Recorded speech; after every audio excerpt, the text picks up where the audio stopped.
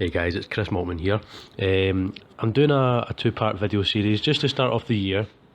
Happy New Year, by the way.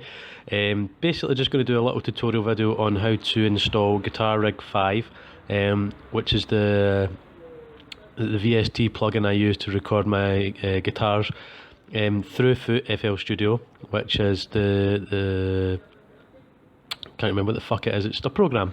Anyway, yeah, it's the program I use to do all my recording. That includes the electronic productions and of course the guitar covers as well. So it's just going to be a little series on tutorials about how to install Guitar Rig 5.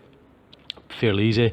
The next video I'll show you how to get it all set up with your drivers, your sound card, and get your guitar all connected up. And then maybe in the last video we'll actually do some live recording. Basically a step-by-step guide on how to get, from basically your guitar ready to record and you're good to go.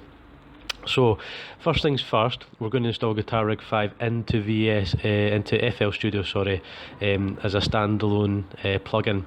Now, some of you out there may be using Ableton, Cubase, anything like that. I'd imagine it'd be a very similar procedure, but again, always consult other guides if necessary. I don't accept any responsibility for fucking up your hard drive or any of your file systems or shit like that. So anyway, Guitar Rig 5 into FL Studio so we can start recording guitar. So first things first, if you have the CD, brilliant. This is effectively what the CD is going to look like. Obviously if you've downloaded it from Native Instruments or some other source, you're going to have a folder looking like this, and if we go in here, you'll see that the actual software is a disk image file, which you will be able to open with Daemon Tools. Now if you don't know what Daemon Tools is, I'll put a link for it in the description. It's a free piece of software you can download, and it basically acts as a virtual disk drive, i.e. it makes your computer think that there's a disk in the drive even though there's not. That's the best way to explain it. Sorry, I've got the cold by the way as well. Great way to start the new year. So yeah, basically into your folder you'll see the disk image file. Just double click that and that will mount it onto your virtual drive. Obviously I've already mounted it, so don't worry about that, but you'll hear a similar noise, which means it's been mounted.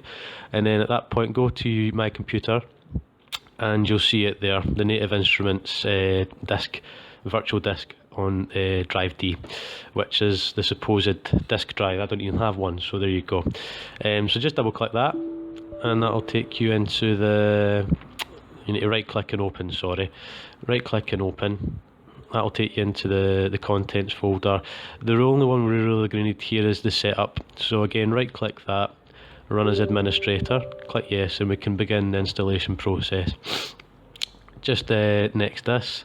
If you want to read the user agreement, by all means do so. Make sure you've got it in the language that you prefer. And next again. These here, don't worry too much about these. The only two that we're really concerned about is the basic installation and the VST plugin. So again, don't worry about the RTA and the AAX thing. That's just I think for separate input formats, etc. So yeah, we'll just continue with basic installation of VST. So just click next anyway. Now this is the actual application itself, which we'll just leave as is in terms of its installation directory. It will just go into the program files as per any other app, so just click next for this. Now this is quite important here. If you're using a 64-bit version of Windows, or if you have a decent sized amount of available RAM, I've got 16 gigabytes, I would highly suggest using the 64-bit, which most computers will be using anyway.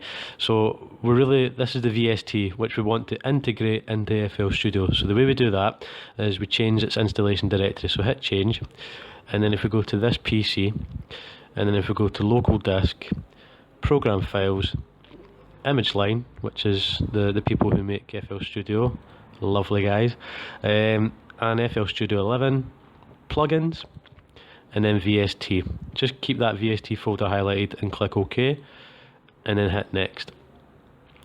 These here, I'll go into them in another episode if need be. You don't really need to worry about them unless you're using separate controllers, MIDI controllers, that kind of thing. Let them install anyway, they're always handy to have, but we'll just go ahead and click next, and next once again to begin the installation. and that's going to install. It's going to take a couple of minutes depending on your hard disk. If you've got an SSD, a minute tops. A normal hard disk drive, you could be looking at 5-10 minutes. But it'll also install all the presets and all the defined amp models as well, which I'll go through in the next episode. As I say, we'll be doing some live recording as well and trying out the different modules and amps and effects, which will be the fun part of this series. But like I said, it's just downloading as we speak. Now it will install Service Center for you. That's fine. You can use that to update it. The controller editor, again, that's if you've got your external controllers, i.e. a mixer, a MIDI controller, or anything like that. And the actual application itself should appear here now, more or less. Again, you won't actually need to use the desktop shortcut to use the app. As I said, it's all integrated into FL Studio. So you can use it just directly in the application itself. So this should be finishing right about there. We go. Right, excuse me, my cold is really fucking annoying me now. So just close all these folders. Installation's pretty much done. Again, you can delete these icons if you like to keep your desktop tidy like I do. By all means do that. But yeah, that's you pretty much done the installation of Guitar Rig 5. So what we're going to do is, just to finish off the videos, we're going to sort of add it as a VST inside FL Studio. So if we open up FL Studio, and if we go to your mixer, now depending on how you guys like to record your inputs, I like to do mine's on an insert. I don't actually like to keep the master just as it is, because I use the master for like sort of final compression and final EQ. So I like to have Guitar Rig 5 assign its own insert. So again, we can maximise as far as processing power, RAM, and also functionality in terms of your different effects, etc. So for the purpose of the video, we'll go to insert 1, have that highlighted, and then click on the first insert here, and then if you go to more, you hit refresh down the bottom, and then you fast scan it, and it should bring up Guitar Rig 5 in red saying that the new plugin was found. So if you've got that, brilliant. If not, you've probably made a mistake somewhere, so just look back at the video and just repeat the process until it comes up here. So we just click in the little box next to that. That'll put an F next to it, which means fantastic, because we've done it right.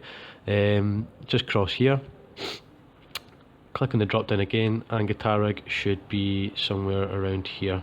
There we go, Guitar Rig 5, and it should just open the plugin straight away, and there you go. So that's got Guitar Rig 5 all nicely installed on FL Studio. So I'll leave that for now, and as I said, in the next episode we are going to set up all the ASIO drivers, which is the audio drivers. We're going to do a couple other little tweaks as well in terms of setting the latency. I'll actually physically show you guys how to put the guitar into the computer, and then obviously we'll start recording and making some lovely music. So thanks very much for watching this tutorial. If you subscribe, you will get the first update for the next episode, which will be next week. If you haven't subscribed already, please like and subscribe. Feel free to share with your friends as well, and of course do check out my music and my guitar covers on my channel as well.